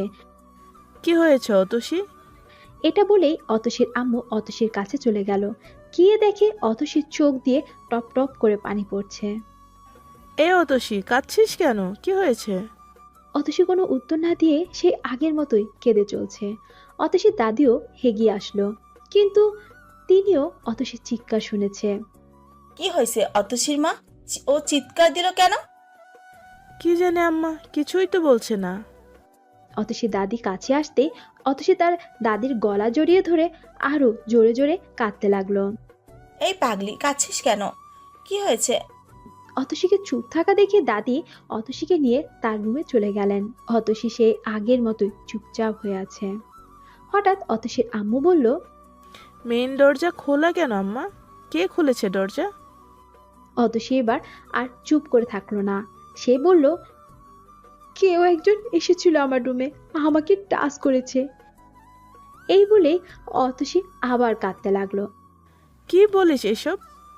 এই বলে অতসীর আম্মু বাইরে চলে গেলেন আর জোরে জোরে বলতে লাগলেন, কে রে ওখানে? অতসীর দাদি তখন অতসীর আম্মুর হাত ধরে টেনে আনলেন। কি করছো এসব? পাগল হয়েছে তুমি? আশেপাশের মানুষজন সবাই ঘুমাইছে। অতসীর আম্মু তখন বলল, না, এটা তো খুব খারাপ ব্যাপার। কার এত বড় সাহস আমাদের বাড়ির মধ্যে ঢোকার? কে? সামনে এসো। অতসীর দাদি তখন অতসীর আম্মুকে টেনে ঘরে আনলেন। চুপ করো তুমি, কেউ শুনলে আমাদের মেয়েরই বদনাম হবে। এমনিতেই সবাই সুযোগের সদ্ব্যবহার করছে। সবাই জানে অয়ন জেলখানায়, এখন বাড়িতে কোনো পুরুষ মানুষ নাই, ওই জন্য সুযোগ নিচ্ছে সবাই। অতসীর আম্মু সেই কথা শুনে বলল, সেই জন্য বারবার আপনাকে বললাম তাড়াতাড়ি বিয়েটা দিয়ে দিই, কিন্তু শুনলেন না আপনি। তুমি কি তানিমের সাথে বিয়ের কথা ভাবছো? তাহলে আর কে বিয়ে করবে ওকে? এত কিছুর পর মনে তো হয় না কেউ বিয়ে করতে চাইবে। কিন্তু অয়ন তো রাজি ছিল না। ও বারবার বলেছে সে কখনোই তানিমের সাথে বিয়ে দিবে না অতসীর। তাহলে এখন আপনিই বলুন কি করব আমরা? অয়নের সাথেও দেখা করতে পারছি না। ছেলেটা কি অবস্থায় আছে কে জানে। এদিকে মেয়েটার উপর একের পর এক বিপদ। আমার মাথায় কিছুই ঢুকছে না। অতসীর মাথায় হাত বুলিয়ে দিয়ে তার দাদি ঘুমানোর চেষ্টা করছে। অতসী সেই আগের মতোই চুপচাপ। সে বুঝতে পারছে না কিছু। তার ভাই জেলে যাওয়ার পর থেকে তার সাথে এমন সব ঘটনা কেন ঘটছে। তার ভাইয়া সব সময় তার ছায়ার মতো আশেপাশে থাকতো, কেউ চোখ তুলে তাকানোর সাহসও পেত না। কিন্তু আজ, ভাইয়া কই তুই, তাড়াতাড়ি ফিরে আয়, এই বলে অতসী আবার কাঁদতে লাগলো। অতসীর দাদি তখন বলল, চুপ করতে, এবার কান্নাকাটি থামা। এখন কিছুই হয়নি, এর চেয়েও খারাপ কিছু হতে পারতো। আল্লাহ দরবারে লাখ লাখ শুকরিয়া। সকালবেলা অতসী ভার্সিটিতে না গিয়ে জেলখানায় চলে গেল। সে আজ একাই এসেছে। কেন জানি তানিমকে তার বিশ্বাস হচ্ছে না। ভাইয়ের সাথে দেখা করা ভীষণ জরুরি তার। বারবার শুধু তার কালকের ঘটনাই মনে পড়ছে। কিন্তু জেলখানার গেটে যেতে অতসীর চোখ কপালে উঠে গেল, কারণ তানিম দাঁড়িয়ে আছে গেটে, কার সাথে যেন গল্প করছে। অতসী কি করবে এখন বুঝতে পারছে না। হঠাৎ তানিম পিছনে ফিরতে অতসীকে দেখে ফেলল। তানিমও অবাক, অতসী একাই এসেছে, তার মানে অতসী বিশ্বাস করছে না তাকে। অতসী নিজেই এগিয়ে গেল তানিমের কাছে, গিয়ে দেখে তানিমের সাথে যে লোকটিকে দাঁড়িয়ে আছে তিনি মৌরির আব্বু। অতসী দেখা মাত্র বলল, আসসালামু আলাইকুম আঙ্কেল। মা, তুমি এখানে? অতসী কথাটা বলতে ভীষণ লজ্জা পাচ্ছে। আঙ্কেল কি ভাববে কে জানে, কিন্তু চুপ করে থাকলে আবার অন্য কিছু ভাববে। সেজন্য বলল, আঙ্কেল আমার ভাইয়া জেলে আছে। So sad. কি জন্য জেলে গেছে বলতে পারো আমাকে? তানিম তখন বলল, স্যার, যাকে নিয়ে কথা হচ্ছে সেই অয়নের বোন এটা। ও, তা আগে বলবো না? এই বলে মুহিব সাহেব তানিমের থেকে বিদায় নিলেন। আসছি আমি, কাল কথা হবে। জি স্যার। মুহিব সাহেব চলে যাওয়ার সাথে সাথে তানিম বলল, তুমি চেনো স্যারকে? অতসী মাথা নাড়িয়ে বলল, আঙ্কেলের 2 ছেলেকে আমি প্রাইভেট পড়াই। তানিম শোনা মাত্র ভীষণ রেগে গেল। কি বলছো এসব অতসী? তুমি টিউশনি কবে থেকে শুরু করেছো? এই তো কিছুদিন হলো। তোমাকে কে বাইরে বের হতে বলেছে? অয়ন শুনলে কত রাগ করবে, একবার ভেবে দেখেছো? অতসী তানিমের প্রশ্নের উত্তর না দিয়ে উল্টো উল্টো তানিমকেই জিজ্ঞাসা করলো। আগে চিনতাম না, কিছুদিন হলো চিনি। উনি একজন নামকরা অ্যাডভোকেট, অয়নকে মুক্ত করার জন্য অনেক হেল্প করেছে। কথাগুলো বলেই তানিমও চলে গেল। অতসী বুঝতে পারলো এভাবে একা একা এখানে আসায় তানিম মন খারাপ করেছে। সেজন্য অতসী বলল, তানিম ভাইয়া দাঁড়ান, আসলে কাল রাতে কে যেন বাসায় ঢুকেছিল, সেজন্য ভীষণ টেনশনে আছি। সেই জন্যই ভাবলাম একটু ভাইয়াকে দেখে যাই, একদিনও দেখা করতে পারলাম না, যদি আজ পাই। তানিম সেই কথা শুনে বলল, কে ঢুকেছে বাসায়? কিভাবে ঢুকলো? জানি না। আমাকে একবারের জন্য কেউ বলে না? আমাকে তোমরা এত পর ভাবো কেন? না মানে আচ্ছা ঠিক আছে, এরপর থেকে সাবধানে থেকো। আমিও দেখা করতে গিয়েছিলাম অয়নের সাথে, আজও দেখা করতে দিল না আমাকে। তুমি যাও, চেষ্টা করে দেখো পারো কিনা। অতসী তানিমের কথা শুনে আর ভিতরে গেল না, চুপচাপ দাঁড়িয়ে থাকলো। তানিম তখন বলল, এখন কি ভার্সিটিতে যাবে না বাসায়? ভার্সিটিতে। চলো পৌঁছে দিয়ে আসি। এই বলে তানিম তার বাইককে গিয়ে বলল, অতসী এখন কি করবে? মুখের উপর নাও করতে পারছে না, সেজন্য চুপচাপ সেও গিয়ে বসলো। তানিম অতসীকে নিয়ে একেবারে তার ডিপার্টমেন্টের সামনে রেখে আসলো। অতসী বারবার বলল, ভাইয়া গেটই নামিয়ে দিন, কিন্তু তানিম শুনলো না সেটা। অতসীকে নামিয়ে দিয়ে তানিম চলে গেল। অতসী নেমে গিয়ে ইভানকে খুঁজতে লাগলো। বেচারা আবার দেখলো নাকি? দেখলো তো সর্বনাশ হয়ে যাবে। অতসী তাকিয়ে দেখলো ইভান সেই জায়গাতেই দাঁড়িয়ে আছে যেখানে সে রোজ রোজ দাঁড়িয়ে থাকে। অতসী ইভানের দিকে তাকিয়ে মুস্কি একটা হাসি দিল আর মনে মনে ভাবলো, বেচারা নিশ্চয়ই মনে মনে ফুলছে। আমি তো এটাই চাই, ও যত জ্বলবে ততই তাড়াতাড়ি সত্যটা প্রকাশ করবে। এই বলে অতসী তার ক্লাসরুমে চলে গেল। অতসী ক্লাসে গিয়ে কিছুতেই মনোযোগ দিতে পারছিল না। সে শুধু ভাবছে কখন ক্লাস শেষ হবে আর কখন সে ইভানের সামনে গিয়ে হেঁটে হেঁটে যাবে, কারণ আজ ইভানের রিয়াকশন দেখি বোঝা যাবে আসলে ইভান তাকে সত্যিকারে ভালোবাসে কিনা। ক্লাস শেষ হওয়ার সাথে সাথে অতসী ইভানের সামনে গিয়ে হেঁটে হেঁটে চলে গেল। অতসী ভাবছে ইভান তাকে দেখেছে, কিন্তু না, ইভান তার ফ্রেন্ডদের সাথে গল্প করছে। কি হলো এটা? ইভানের কোনো রিয়াকশনই বোঝা যাচ্ছে না কেন? সেজন্য অতসী আবার ফিরে এলো, কিন্তু এবারও ইভান সেই আগের মতোই গল্প করছে। অতসী এবার সেজন্য রাগ করে এবার চলে যেতে ধরলো। হঠাৎ ইভান তাকে ডাকতে লাগলো, অতসী দাঁড়াও। ইভানের ডাক শুনে অতসী মনে মনে ভাবলো কাজ হয়ে গেছে আজ। নিজের থেকে যখন ডাকছে তখন তো কিছু বলবেই। সেজন্য সে আর দেরি না করে ইভানের কাছে চলে গেল আর একটা ভাব নিয়ে বলল, ডাকছেন কেন আমাকে? আমি আমি কখন ডাকলাম? আমি শুনলাম তো অতসী অতসী বলে ডাকলেন। হঠাৎ পিছন দিক থেকে নেহা বলল, এই অতসী, কত করে ডাকলাম, শুনছিস না কেন? অতসী নেহার কথা শুনে একেবারে তাজ্জব লেগে গেল। নেহা ডেকেছে তাকে আর সে ইভানের কণ্ঠ শুনতে পেল। এটা কি করে সম্ভব? ইভান তখন বলল, ওভাবে তাকিয়ে আছো কেন? বিশ্বাস হলো যে আমি ডাকিনি? তোমার বান্ধবী রেগেছে। আগে ভাবতাম মাথায় প্রবলেম আছে, এখন দেখছি তোমার কানেও সমস্যা। কি ব্যাপার বান্ধবী, আজ এত চুপচাপ কেন? আমার সাথে কথা না বলেই চলে যাচ্ছ যে, মন খারাপ? মরির কথা শুনে অতসী দাঁড়িয়ে গেল। সত্যি সত্যি আজ তার ভীষণ মন খারাপ। একদিকে ইভানের এমন লুকোচুরি খেলা ভালো লাগছে না, অন্যদিকে তানিমের সাথে বিয়ে দেওয়া নিয়ে সবাই উঠে পড়ে লেগেছে। আজ অতসী ভার্সিটি থেকে বাসায় আসতে তার আম্মু একটা শাড়ি হাতে দিয়ে বলল, ড্রেস চেঞ্জ করে এই শাড়িটা পরে নে। অতসী অবাক হয়ে বলল, শাড়ি কেন পরবো? আম্মু শাড়িটা তখন বিছানার উপর রেখে বলল, তামিমের সাথে তোর বিয়ে ঠিক করা হয়েছে, ওরা কিছুক্ষণের মধ্যেই চলে আসবে।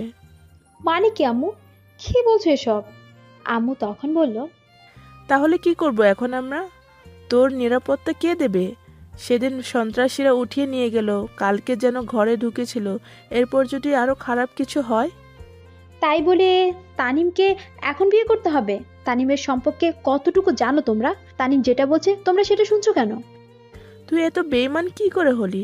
তামিম অয়নকে জেল থেকে বের করার জন্য কত কষ্ট করছে, আর আমাদেরকে এতদিন তার বাসায় কত আদর যত্নে রাখলো, তারপরও কি করে এটা বলতে পারলি? আমি যেটা বলছি সেটাই কর, তাড়াতাড়ি শাড়িটা পরে নে।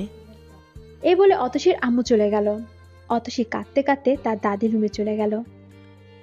দাদি, কই তুমি? কি হয়েছে? কি হয়েছে মানে? তোমরা কি শুরু করেছো এসব? আমি কি বলবো? তোর মাকে গিয়ে ধর। ভাইয়া আসলে তারপর না হয় বিয়েটা দিও, এখন প্লিজ অফ করে এসো।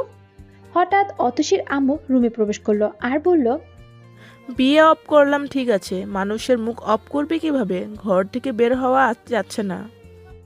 কই, আমাকে তো কেউ কিচ্ছু বললো না। আর বললেই বা কি, মানুষের কথায় কি যায় আসে? অতসীর আম্মু সেই কথা শুনে বলল, আম্মা, ওরে বুঝাও একটু, আজ সকালে কি কি হয়েছে শোনাও একটু। সবাই কিভাবে আমাকে অপমান করেছে সেটা ভালো করে বলে ওকে। এই বলে অতসীর আম্মু কাঁদতে লাগলো। অতসী সেই কথা শুনে তার দাদিকে বলল, কি হয়েছে দাদি? অতসীর দাদি তখন বলল, পাশের বাসার রুহির মা নাকি প্রায় দিনই আমাদের বাসা থেকে কোনো ছেলেকে বের হতে দেখে। কাল রাতেও দেখেছেন। আজও নাকি ছেলেটাকে তিনি প্রাচীর থেকে লাফ দিতে দেখেছেন। সেই কথা বলার জন্য এসেছিল, সাথে আরও কিছু কথা শুনিয়ে গেল। তোর মা তো রাগে ফায়ার হয়ে গেছে সেসব কথা শুনে। এখন কেউ যদি আমার দুর্নাম রটানোর চেষ্টা করে সেটা কি আমার দোষ? তাছাড়া অয়ন ভাইয়া তানিমের সাথে কিছুতেই বিয়েতে রাজি ছিল না, তারপরও কেন এমন করছো? অতসীর আম্মু তখন বলল, তাছাড়া আর কে করবে তোকে বিয়ে? কেউ করবে না। বেশি কথা না বলে তাড়াতাড়ি রেডি হয়ে নে। অতসী তখন তার আম্মুকে বলল, আম্মু ঠিক আছে, আমি তানিমকেই বিয়ে করব, কিন্তু আজকে নয়, কয়েকদিন সময় দাও আমাকে। অতসী গম্ভীর চিন্তায় মগ্ন। মৌরি তখন অতসীর হাত ধরে বলল, এই মেয়ে, কই হারালে এভাবে? অতসী মৌরির ডাক শুনে বর্তমানে ফিরে এলো। মৌরি তখন বলল, কেমন যেন চিন্তিত দেখাচ্ছে তোমাকে। কি হয়েছে বলো আমাকে। কিছু না, এমনিতে। আচ্ছা, আঙ্কেল কিছু বলেছে বাসায়? কি বলবে? অতসী তখন বলল, আসলে আমার ভাইয়া জেলে আছে, আজ দেখতে গিয়েছিলাম, তখন আঙ্কেলের সাথে দেখা হয়েছিল। ও তাই? তাহলে তো খুব ভালো। আব্বু কখনোই কোনো কেসে হারেন না। সত্যি বলছো? তাহলে তো ভাইয়া শীঘ্রই ছাড়া পাবে। অবশ্যই ছাড়া পাবে, তুমি চিন্তা করো না। অতসী তখন বলল, এর চেয়েও বড় একটা চিন্তা আছে। কি চিন্তা? বাসা থেকে বিয়ের জন্য চাপ দিচ্ছে প্রচুর। তাহলে তো ভালো কথা, বিয়ে করে নাও। আমার ভালো লাগে না ছেলেটাকে, তাছাড়া অন্য আরেকজন। মৌরি সেই কথা শুনে বলল, ও বুঝেছি, তোমার পছন্দের কেউ আছে। হ্যাঁ, অনেক ভালো লাগে তাকে। আমার মনে হয় সেও আমাকে পছন্দ করে। রোজ রোজ আমার ডিপার্টমেন্টের সামনে দাঁড়িয়ে থাকে। অতসী আজ সব কাহিনী শেয়ার করলো মৌরিকে। মৌরি তখন বলল, সে যখন তোমাকে নিজের মুখে কিছু বলছেই না, তুমিও বলো না কিছু। তুমিও তাকে এড়িয়ে চলো। তুমি যখন ওর পিছু পিছু ঘুরবে, ওকে পাত্তা দিবে, সে তো তোমাকে ইগনোর করবেই। অতসী মৌরির কথা শুনে বলল, সে যদি ওই আগের মতো ইগো নিয়ে থাকে তাহলে কি হবে? কি আর হবে, তাকে ভুলে যাবে। যার সাথে বিয়ে ঠিক হয়েছে তাকেই বিয়ে করবে। আমার বান্ধবীরাও এই পরামর্শই দিয়েছে, কিন্তু যার যার বিয়ের কথা চলছে। তিনি আমার ভাইয়ার বন্ধু আর প্রচুর মিথ্যাবাদী। উনি যে চিরকুটগুলো পাঠায় সেটা নিজের নামে চালিয়ে দিচ্ছে। সব কিছু জেনেও কি করে ওনাকে বিয়ে করি? তুমি কি শিওর চিরকুট তোমার উনিই পাঠিয়েছে? না, এখনো বুঝতে পারছি না কিছু। আমার ধারণা উনিই হবেন, কারণ উনি আমাকে ছদ্মবেশে এসে সন্ত্রাসীদের হাত থেকে বাঁচিয়েছেন। ভালো না বাসলে এত বড় রিস্ক কোনোভাবেই কেউ নিত না। তোমার কথা শুনে আমারই মাথা ঘুরছে অতসী। তবে আমি একটা বুদ্ধি দেই, শোনো। তুমি বিয়েতে রাজি হয়ে যাও, আর তোমার বিয়ের কথা ওনাকে জানিয়ে দাও। উনি তোমাকে সত্যি সত্যিই ভালোবাসলে কখনোই অন্যখানে বিয়ে দিতে দেবে না। কিন্তু উনি যদি না আসে তখন কি হবে? তখন বুঝবে সে তোমাকে ভালোবাসে না। ভাগ্যকে মেনে নিয়ে তাকেই বিয়ে করবে যার সাথে বিয়ের কথা চলছে। অতসী মৌরির সাথে তার সব কথা শেয়ার করে কিছুটা হালকা হলো। সে তার ভাগ্যকে মেনে নিয়ে বাসায় বিয়ের জন্য হ্যাঁ বলে দিল। তানিম এ কথা শোনার পর আর কিছুতেই দেরি করলো না। সে এতদিন ভেবেছিল বিয়েটা চুপচাপ করে নেবে, কিন্তু এখন অতসী রাজি হওয়ার কথা শুনে তার সিদ্ধান্ত পাল্টিয়ে ফেলল। একদম ধুমধামে বড় করে অনুষ্ঠান করে অতসীকে বউ করে নিয়ে আসবে। বিয়ের জন্য কার্ডও ছাপা হলো। অবশেষে তানিমের মনের আশা পূর্ণ হলো। সে জানে অয়ন থাকলে কখনোই সে অতসীকে পাবে না, সেজন্য অয়নকে জেলে পাঠিয়ে দিয়েছে। কারণ অয়ন তার তমালের মারামারি ভিডিও তামিমই ভাইরাল করেছে। তানিম অতসীকে পাওয়ার জন্য শেষ পর্যন্ত বন্ধুর সাথে প্রতারণা করলো। অয়ন নিজেও জানে না এসব তানিমের জন্যই হয়েছে। আবার অতসীদের বাসায় এসব লোক তানিমই পাঠাতো, যাতে সবাই অতসীর নামে আজেবাজে কথা বলে। আর অতসীর আম্মু তাড়াতাড়ি বিয়ে দেওয়ার জন্য উঠে পড়ে লাগে। অয়নের মা তানিমকে পুরোপুরি বিশ্বাস করেছে, সেজন্য তানিম যা যা বলেছে সেটাই করেছে। অতসী কিছুটা টের পেলেও তানিমের জন্য কিছুই করতে পারেনি। তানিম বুঝতে পেরেছে অতসী একা একা জেলে আসবে নয়নকে দেখার জন্য, সেই জন্য সে সেই দিন দিয়েই উকিল ঠিক করেছে। এতদিন কোনো ব্যবস্থাই করেনি, যার জন্য অয়ন ছাড়া পাচ্ছে না। সেজন্য অতসী তার ফ্রেন্ডদের ইনভাইট করার জন্য ভার্সিটিতে চলে গেল। তানিম অতসীকে একা একা যেতে দিতে রাজি হলো না, কিন্তু অতসী আজকের দিনটা নিজের মতো কাটাবে বলে একা একা বের হলো। অতসী ভার্সিটিতে গিয়ে সবার আগে তার বন্ধুদের ইনভাইট করলো। কেউ খুশি নয় এই বিয়েতে। অতসীর মন খারাপ দেখে তার ফ্রেন্ডরাও ভীষণ চিন্তিত। নেহা তখন বলল, আমি কি একবার ইভান ভাইয়াকে বলে দেখবো? না না, আর তার প্রয়োজন নেই। সুইটি তখন বলল, বলেই দেখি না একবার, যে বিয়েতে তোর মন সাড়া দিচ্ছে না, কেন করছিস সে বিয়ে? তোরা বুঝবি না আমার প্রবলেম। লিসা কোনো কথা না বলে উঠে যেতে ধরলো, কারণ সে ঠিক করেছে ইভানকে একবার বলেই দিবে। অতসী তখন লিসাকে থামিয়ে দিল। সে বলল, তোমাদের কাউকে কিচ্ছু বলতে হবে না, আমি কাঠ নিয়ে এসেছি। এই বলে অতসী চলে গেল ইভানের কাছে। তার সাথে সাথে নেহা, লিসা আর সুইটিও গেল। ইভান কার সাথে যেন ফোনে কথা বলছিল। অতসী সেজন্য চুপচাপ দাঁড়িয়ে রইল। এদিকে নেহা আর শুভ্রর মধ্যে আই কন্টাক্ট হচ্ছে। শুভ্র কিছুটা দুর্বল হয়েছে নেহার প্রতি। সেই দিন নেহার গান শুনে মেয়েটার প্রতি তার ভালোবাসা শুরু হয়। দিশান আর লিসার ডান্স দেখে পুরোই ফিদা হয়েছে, কিন্তু লিসার যে বয়ফ্রেন্ড আছে তা সে জানে না। লিসার সাথে ওভাবে তাকানো দেখে সুইটি বলল, দিশান ভাই কেমন আছেন? দিশান কথাটা শুনে একদম চমকে উঠল। সে থতমত খেয়ে বলল, জি ভালো। এদিকে ইভান কথা বলেই যাচ্ছে। অতসী সেজন্য রাগ করে ইভানের 3 বন্ধুকে 3টা কার্ড দিয়ে বলল, ভাইয়া আপনাদের দাওয়াত রইল, কাল আমার বিয়ে, অবশ্যই আসবেন। ইভানের বন্ধুরা বেশ খুশি হলো, বিশেষ করে শুভ্র। সে কার্ডটা হাতে নিয়ে বলল, অবশ্যই যাব। অতসী তখন আরেকটা কার্ড বের করে বলল, এটা ইভান ভাইয়াকে দিয়ে দিবেন, উনি তো ব্যস্ত। এই বলে অতসী চলে গেল। হঠাৎ ইভান অতসীকে ডাকতে লাগলো, এই যে যাচ্ছ কেন? ভালোভাবে দাওয়াত দিয়ে যাও। অতসী তখন দাঁড়িয়ে গেল, আবার ইভানের কাছে ফিরে গেল। ইভান বিয়ের কার্ডটা হাতে নিয়ে বলল, নিশ্চয়ই পছন্দের মানুষের সাথে বিয়ে হচ্ছে। অতসী তার বান্ধবীর দিকে তাকিয়ে বলল, হ্যাঁ পছন্দের মানুষের সাথেই হচ্ছে, আসলে ভালো লাগে তো, ভার্সিটির বড় ভাই বলে কথা। ইভান বেশ মনোযোগ দিয়ে কার্ডটা দেখতে লাগলো, তারপর বলল, ধন্যবাদ ইনভাইট করার জন্য, বাট যেতে পারবো না, কাল গুরুত্বপূর্ণ একটা কাজ আছে। ইভানের কথা শুনে শুভ্র বলল, দোস্ত না করিস না, কালকের কাজটা ক্যান্সেল করে দে। না, কোনো কাজ ক্যান্সেল হবে না, তোরা চাইলে যেতে পারিস, আমি আমার কাজ একাই সামলে নিতে পারবো। অতসী সেই কথা শুনে বলল, হ্যাঁ পারবেই তো। যে লোক চোখের পলকে 5 জনকে একেবারে শুট করতে পারে, তার কাছে সবই সম্ভব। এই বলে অতসী চলে যেতে ধরল। ইভান অতসীর মুখে এরকম কথা শুনে বলল, কি বললে তুমি?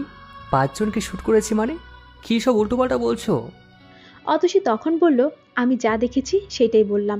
এই বলে অতসী চলে গেল। এদিকে শুভ্র, নিলয় আর দিশান ইভানের দিকে তাকিয়ে রইল। ইভান তখন বলল, আমি কি এমনি এমনি বলি হে মেয়েটা পাগল? আসলেই পাগল। কাকে বুঝি দেখেছে সেটা আমার ঘরে চাপিয়ে দেওয়ার চেষ্টা করছে। শুভ্র তখন বলল, দোস্ত আগেই বলেছি এই মেয়েদের থেকে দূরে থাক, একদিন অনেক বড় সর্বনাশ করে ফেলবে। ইভান সেই কথা শুনে বলল, বাদ দে তো, ওর মুখের কথা কে বিশ্বাস করবে? আর আমি কি সত্যি সত্যি শ্যুট করেছি নাকি যে ভয় পাবো? বধূর সাজে বসে আছে অতসী, লাল বেনারসি পরে একদম লাল টুকটুকে একটা বউ। একবার তাকালে কেউ তার চোখ ফেরাতে পারবে না। তবে চোখে মুখে তার ভীষণ আতঙ্ক। বুকটা শুধু ধড়ফড় করছে। আজ কি হবে কে জানে, কারণ অইচ্ছা সত্ত্বেও তানিমকে বিয়ে করতে হচ্ছে তাকে, শুধুমাত্র তার আসল ভালোবাসার মানুষকে খুঁজে পাওয়ার জন্য। অতসীর সকল বন্ধুরাই এসেছে। নেহা একদম নতুন বউয়ের মতো সেজেছে, কারণ তার বিশ্বাস শুভ্র আসবে অনুষ্ঠানে। শুভ্রকে ভীষণ ভালোবেসে ফেলেছে। লিসা আর সুইটি সিম্পল ভাবে সেজেছে। তাদের এত বেশি মাতামাতি নেই অনুষ্ঠান নিয়ে। লিসা সেই থেকে ফোন ধরেই আছে, কারণ ফোনের ওপাশ থেকে বয়ফ্রেন্ড প্রচুর টেনশন করছে। বিয়ে বাড়িতে গিয়েছে, না জানি কাকে আবার পছন্দ করে ফেলে। হঠাৎ ইভানের বন্ধুরা আসলো। ওদেরকে আসা দেখে সুইটি অতসীর কানে কানে গিয়ে বলল, ইভান তো আসলো না, তবে ওর ফ্রেন্ডরা এসেছে। এরপরেও বলবি ইভান তোকে ভালোবাসে? এইসব কল্পনা ভুলে যা, ইভান তোকে ভালোবাসে না। আমার তো মনে হয় চিরকুটগুলো সত্যি সত্যি তানিমই পাঠাতো। সুইটির কথা শুনে অতসীর ভয় আরও বাড়তে লাগলো। তাহলে কি সত্যি সত্যি তানিমের সাথেই তার বিয়ে হবে? অন্যদিকে তানিম বরের বেশে রওনা দিয়েছে। আজ তার সবচেয়ে আনন্দের দিন। কি যে খুশি লাগছে তাকে কাউকে বোঝাতে পারছে না। এই দিনটার জন্য অনেক পরিশ্রম করেছে সে, আর তার সাথে সাথে প্রচুর টাকাও খরচ করেছে। সেই দিন যারা অতসীকে অ্যাটাক করেছিল তারাও কিন্তু তানিমেরই লোক ছিল। তানিম চেয়েছিল অতসী আর তার পরিবারকে সবচেয়ে আতঙ্কের মধ্যে রাখতে, যাতে তারা সব সময় সকল প্রয়োজনে তানিমকে ডাকে। যেহেতু এখন অয়ন নেই, তানিম যেমনভাবে পরিকল্পনা করেছে ঠিক তেমনভাবেই সবকিছু হয়েছে। অতসীর টেনশন শেষ হচ্ছিল না। এখন পর্যন্ত তো ইভান কিছুই বলল না। তার মানে ইভানের মনে সত্যি সে নাই? ইভান ইগনোর করা সত্ত্বেও অতসী ইভানের আশায় বসেছিল। তার বিশ্বাস ইভান আসবে। সবাইকে অবাক করে দিয়ে শেষ পর্যন্ত ইভানও আসলো অতসীকে শুভেচ্ছা জানানোর জন্য। গিফটও নিয়ে এসেছে সে। ইভানকে দেখা মাত্রই নিলয় বলল, দোস্ত তুই শেষ পর্যন্ত তাহলে আসলি? ইভান সেই কথা শুনে হেসে হেসে বলল, আসতে হলো, তোরা সবাই এসেছিস, কি আর করার। তা না হলে অতসী ভাবে গিফট দেওয়ার ভয় আসেনি। আচ্ছা ওসব কথা বাদ দে, নতুন বউ কোথায় সেটা বল, একটু দেখা করে আসি। বেশি দেরি করব না আমি। এই বলে ইভান অতসীর রুমে প্রবেশ করলো। ইভানকে দেখা মাত্র অতসীর হার্টবিট বাড়তে লাগলো। সে তার মনকে সান্ত্বনা দেওয়ার জন্য বুকে হাত দিয়ে বলল, এত লাফালাফি করিস না, উনি তোকে বিয়ে করতে আসেনি, বিয়ের দাওয়াত খেতে এসেছে। ইভানকে আজ অন্যরকম লাগছিল। বিয়ে বাড়িতে আসবে দেখে নিজেকে বেশ আকর্ষণীয় করে তুলেছে। এরকম সাজ এর আগে কখনো দেখেনি অতসী। সাদা শার্টের উপর কালো কালারের ব্লেজার ইভানকে একদম গিলে খাচ্ছিল। অতসী ভুলেই গেল আজ তার বিয়ে হচ্ছে। সে ড্যাব ড্যাব করে তাকিয়ে আছে ইভানের দিকে। ইভান তখন অতসীর হাতে একটা গিফট বক্স দিল, তারপর বলল, কংগ্রাচুলেশনস, নতুন জীবনের সুখের হোক। অতসী ইভানের কথা যেন শুনতেই পেল না। সে শুধু ইভানকে দেখছে। কি হলো, নাও। অতসী চমকে উঠে গিফটটা নিতে ধরল। তার হাতটা একদম কাঁপছিল। ইভান তখন নিজেই এগিয়ে দিল অতসীর হাতে। অতসী ধন্যবাদ দিতে ভুলেই গেল। ইভান তখন বলল, কথা না বলে অন্তত ধন্যবাদটুকু দাও। কিউ। ইভান ওয়েলকাম বলে রুম থেকে বের হয়ে তার ফ্রেন্ডদের কাছে চলে গেল। ইভান রুম থেকে বের হয়ে যাওয়ায় অতসীর মনটা ভেঙে টুকরো টুকরো হয়ে গেল। তার মন কিছুতেই আর বিয়ে করতে সায় দিচ্ছে না। ইচ্ছে করছে দৌড়ে গিয়ে ইভানকে জড়িয়ে ধরতে। অতসীর চোখ দিয়ে পানি পড়তে লাগলো। অতসীকে কাঁদতে দেখে নেহা বলল, অতসী প্লিজ চুপ কর, কাঁদছিস কেন এভাবে? এবার বুঝলি তো তুই মরিচিকার পিছনে ছুটেছিস। ইভানের মুখে বা চোখে কোনো অনুতপ্ত নেই, আর নেই কোনো অনুভূতিও। আর তুই তাকে পরীক্ষা করার জন্য বসে আছিস। এখন কর বিয়ে তানিমকে। লিসা তখন বলল, নেহা চুপ কর এখন, ওকে আর কিছু বলিস না। এখন ভাব বিয়েটা আটকাবি কেমনে। সুইটিও সেটাই বলল। হ্যাঁ, যেভাবেই হোক বিয়েটা আটকাই, চল। অতসী তখন রাগ করে বলল, না কিছুই করবি না তোরা, বিয়ে আটকাতে হবে না। আমি তানিমকে বিয়ে করব। আমাকে নিয়ে কাউকে আর ভাবতে হবে না। যে আমাকে ভালোবাসে আমি শুধুমাত্র তারই। মেহমানরা এক এক করে আসছে। যাদের তারা আছে তারা খাওয়া দাওয়া করে চলে যাচ্ছে। এদিকে বর রওনা দিয়েছে অনেকক্ষণ আগে, কিন্তু এখনো আসেনি। সবাই বরের জন্য অপেক্ষা করতে করতে শেষ হয়ে যাচ্ছে। হঠাৎ সবাই চিৎকার করে উঠল, এসেছে এসেছে, বরের গাড়ি এসেছে। বর আসার কথা শোনা মাত্রই অতসীর মাথা চক্কর দিতে লাগলো, তার প্রেসার বেড়ে গেল। এই বুঝি সে মাথা ঘুরে পড়ে যায়। সবাই বরকে দেখার জন্য গাড়ির কাছে চলে গেল, কিন্তু গাড়ি থেকে বর নামলো না।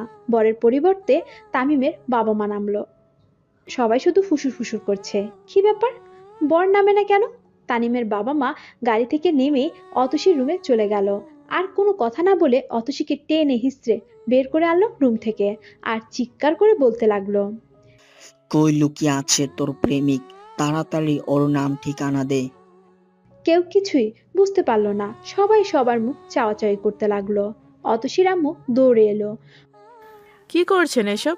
ছেড়ে দিন অতসীকে, মারছেন কেন ওকে? তানিমের আম্মু অতসীর আম্মুকে ধাক্কা দিয়ে ফেলে দিল। অতসীর আম্মু তখন বলল, কেউ একটু বাঁচান আমার মেয়েটাকে, ওকে তো মেরেই ফেললো। সেই কথা শুনে সবাই তানিমের আম্মুকে আটকালো। তানিমের আম্মু সবাইকে গা ঝাটকা দিয়ে ফেলে দিল। তিনি আবার চলে গেলেন অতসীর কাছে। অতসীর বান্ধবীরাও এগিয়ে গেল, কিন্তু তানিমের আম্মুর শক্তির সাথে কেউই পারছে না। ইভান আর তার ফ্রেন্ডরা এবার ভালো করে ধরলো তানিমের আম্মুকে, আর বলল, আন্টি, কি হয়েছে? আপনি এমন করছেন কেন? তানিমের আম্মু তখন বলল, এরা সবাই মিলে আমার ছেলেটাকে খুন করেছে, এই বলে তামিমের আম্মু কাঁদতে লাগলো। তানিমের আম্মুর কথা শুনে সবার মাথায় মনে হয় আকাশ ভেঙে পড়ল। তানিম খুন হয়েছে, কেউ বিশ্বাসই করতে পারছে না। তানিমের আব্বু তখন বলল, আমরা একই গাড়িতে ছিলাম, হঠাৎ একদল সন্ত্রাস আমাদের পথ আটকায়, আমাদেরকে বেঁধে রাখে, আর আমাদেরই চোখের সামনে তানিমকে খুন করেই পালিয়ে যায়। আমরা তাড়াতাড়ি করে তানিমকে হাসপাতালে নিয়ে যাই, কিন্তু ডাক্তার তাকে মৃত বলে ঘোষণা করে। এবার ইভান কথা বলে উঠল। সে বলল, তানিম খুন হয়েছে, এতে অতসীর কি দোষ? ওকে মারছেন কেন? হয়তো তানিমের কোনো শত্রু মেরেছে ওকে। না, নেই, আমার ছেলের কোনো শত্রু নেই, এই মেয়ের প্রেমিক মেরেছে। আজ ওর বিয়ে দেখে নিশ্চয় সেই লোক পাঠিয়ে দিয়েছে। অতসীর বান্ধবীরা তখন বলল,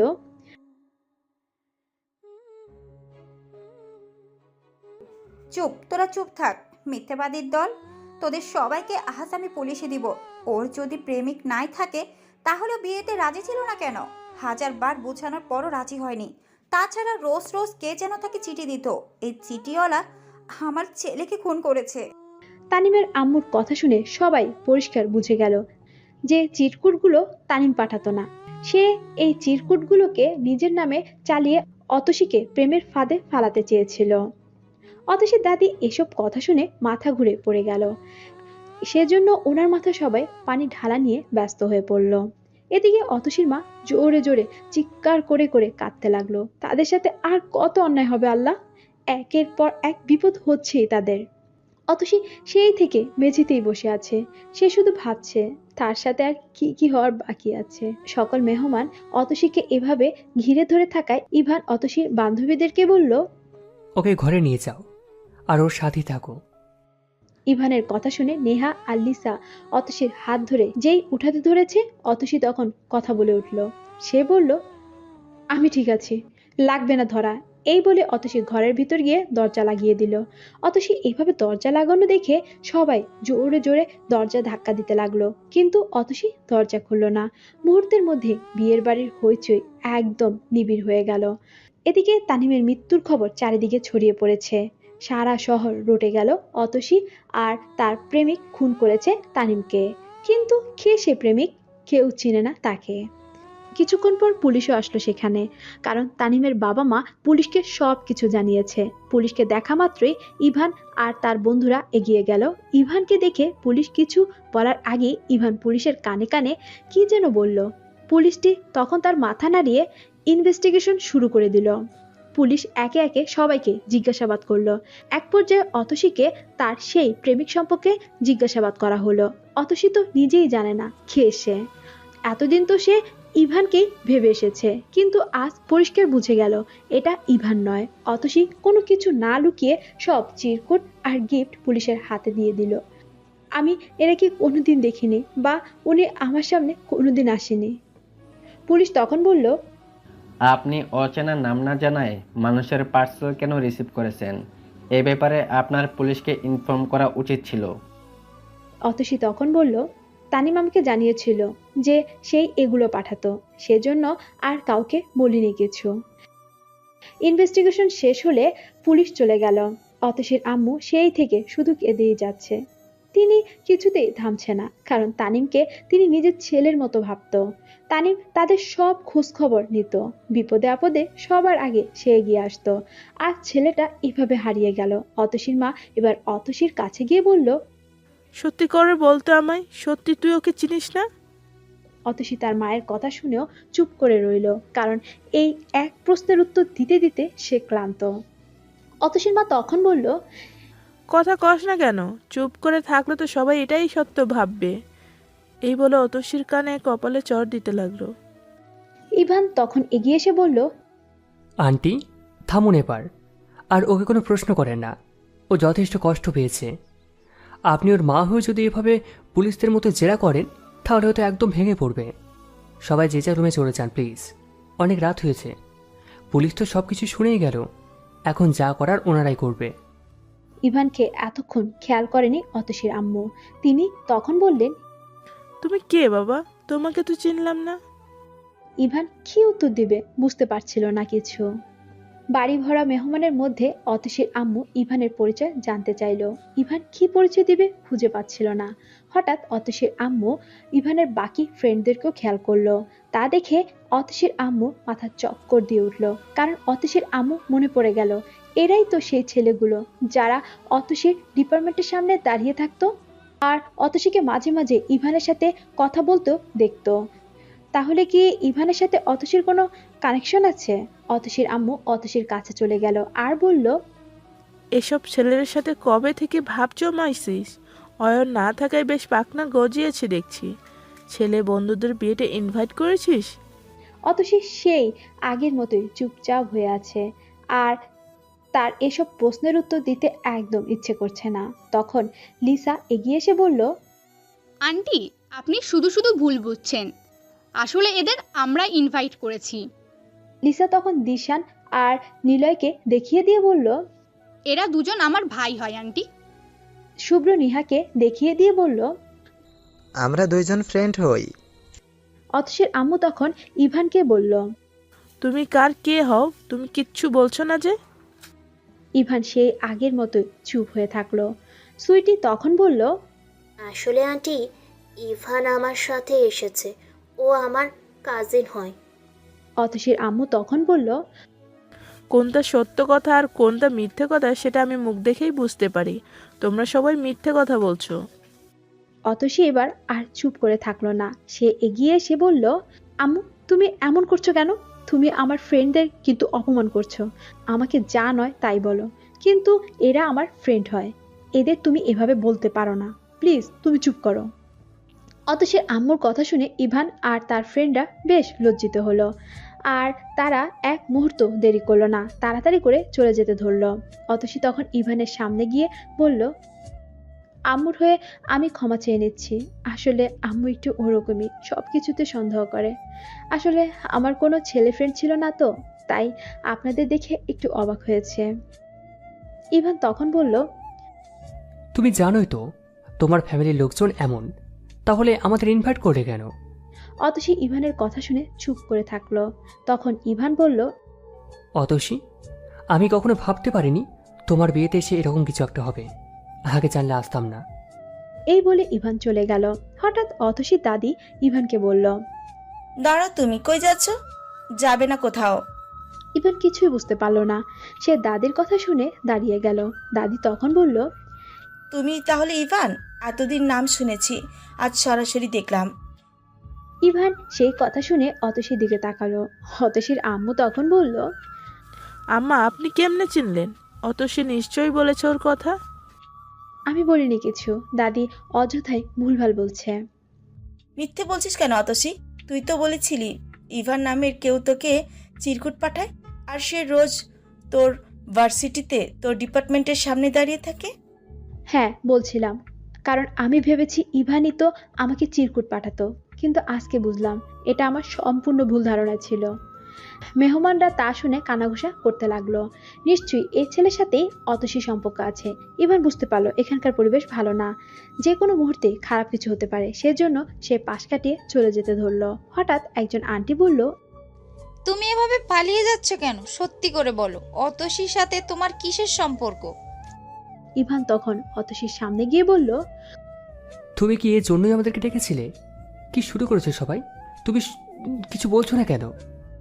অতসী সেই কথা শুনে সবার উদ্দেশ্যে বলল, আপনারা ওনাকে নিয়ে আর খারাপ কিছু বলবেন না, ওনার সাথে আমার সত্যি কোনো সম্পর্ক নেই। সেই কথা শুনে অতসীর চাচা বলল, দুইজনরে প্রেম করো সেটা স্বীকার করলেই তো হয়, এভাবে লুকাচুরি করার কি দরকার? তখন অতসীর চাচি অতসীর আম্মুর কাছে এগিয়ে এসে বলল, দুইজনরে বিয়ে পড়িয়ে দাও অতসীর মা, এটাই সুযোগ। এত কিছুর পর মনে হয় না আর কেউ অতসীকে বিয়ে করবে। ইভান সেই কথা শুনে চমকে উঠল। কি বলছে এসব? ইভান সেজন্য সবাইকে রেখে চলে যেতে ধরল, কিন্তু অতসী গ্রামের লোকেরা যেতে দিল না ইভানকে। তারা অতসীকে বিয়ে করার জন্য জোর করতে লাগলো। ইভান তখন চিৎকার করে বলল, সেট আপ! আর এক পা যদি কেউ এগোচ্ছ তাহলে খবর আছে সবার। আপনাদের সাহস থেকে আমি সত্যি অবাক হচ্ছি। এত বড় স্পর্ধা আপনাদের! আপনাদের সবাইকে আমি জেলে পুরে দেব। ইভানের এত রাগ দেখে পাড়া প্রতিবেশী এক চাচা এগিয়ে এসে বলল, আমাকে পুলিশের ভয় দেখাচ্ছ? দাঁড়াও, আজ তোমাকে পুলিশে দেবো। পুলিশকে বলো তুমি সেই চিরকুটলার ছেলে, আর তুমি অনিমাকে খুন করছো। আঙ্কেল, আপনি গুরুজন বলে কিছু বললাম না, তা না হলে আপনাকে আজ এমন শাস্তি দিতাম জীবনেও ভুলতে পারতেন না।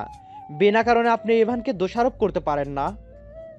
আঙ্কেল তখন রাগান্বিত হয়ে তার ভাইদের ডাকতে লাগলো। এই ছেলে বলে কি, আমাকে থ্রেট দেয়। ধরো সবাই এদের, আজ এদেরকে আমি এমন শাস্তি দিব যে জীবনেও ভুলবে না। এই বলে সবাই ইভান আর তার বন্ধুদের মারতে লাগলো। ইভান আর তার বন্ধুরা কোনো উপায় না দেখে তাদের পিস্তল বের করে উপর থেকে ফাঁকা গুলি ছুটতে লাগলো। পিস্তলের আওয়াজ শুনে সবাই দৌড়ে পালিয়ে গেল। ইভান এবার চিৎকার করে বলল, এগিয়ে আসো, কে আমায় মারতে চাইলে তাদের এগিয়ে আসো। কেউ আর ভয়ে সামনে আসলো না, সবাই থরথর করে কাঁপতে লাগলো। ইভান এবার পিস্তলটা ঢুকিয়ে রেখে অতসীর সামনে চলে গেল। অতসী ভয়ে চুপ করে আছে। ইভান তখন বলল, হ্যাঁ, আমি সেই যে তোমাকে সন্ত্রাসীর হাত থেকে বাঁচিয়েছিলাম। এটা আমার দায়িত্ব ছিল, সেই জন্য আমি তোমাকে রক্ষা করেছি। কিন্তু তাই বলে এটা ভেবো না যে আমি তোমাকে ভালোবাসি। আর হ্যাঁ, পরিষ্কার করে সবাইকে বলে দিচ্ছি, আমি অতসীকে কোনো প্রেমপত্র দিইনি। এত ওভার কনফিডেন্স কেন তোমার? আমি তোমাকে বলেছি কখনো? তাহলে তোমার দাদিকে বলেছো কেন আমার কথা? আর যেন কখনো এই নিয়ে কথা বলতে না সরি। অতসী নিষ্মুখ হয়ে তাকিয়ে রইল। তার চোখ দিয়ে টপ টপ করে পানি পড়ছে। সে কান ধরে তওবা করল, কখনোই সে ইভানের সামনে যাবে না, যা বা ইভানের দিকে ভুল করেও তাকাবে না। ইভান নামে সে কাউকে চেনে না। এদিকে নেহা ভয়ে অজ্ঞান হয়ে গেছে। সে এই শুভ্রকে চায়নি। সে তো ভেবেছিল শুভ্র একজন সহজ সরল ভালো ছেলে, কিন্তু এ তো দেখি একজন সন্ত্রাসী, পিস্তল হাতে নিয়ে ঘুরে বেড়ায়।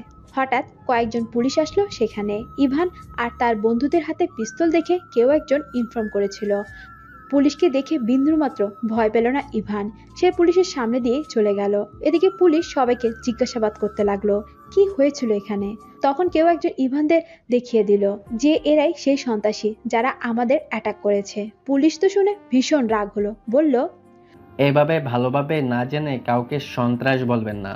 ওনাদের আমরা ভালো করেই চিনি, আর বিনা কারণে অযথা পুলিশদের ডেকে হয়রানি করা ঠিক না। এ বলে পুলিশও চলে গেল। অতসী গ্রামের লোকজন হা করে তাকিয়ে রইল, কেউ কিছুই বুঝতে পারল না। 4 দিন পরের ব্রেকিং নিউজ।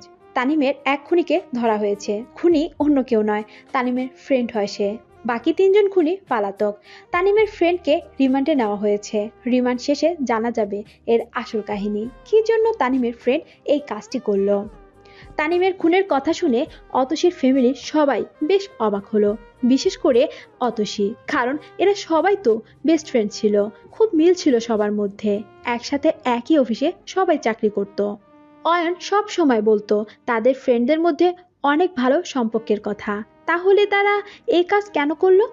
অতসী রোজ জানলা দিয়ে দেখতো এদের। অফিস টাইমে সবাই এসে তার ভাইয়াকে নিয়ে যায়, কিন্তু হঠাৎ করে এদের কি হলো? তমাল খুন হলো, অন্যদিকে অয়ন জেলখানায়, তানিম আবার বন্ধুদের হাতেই খুন হলো।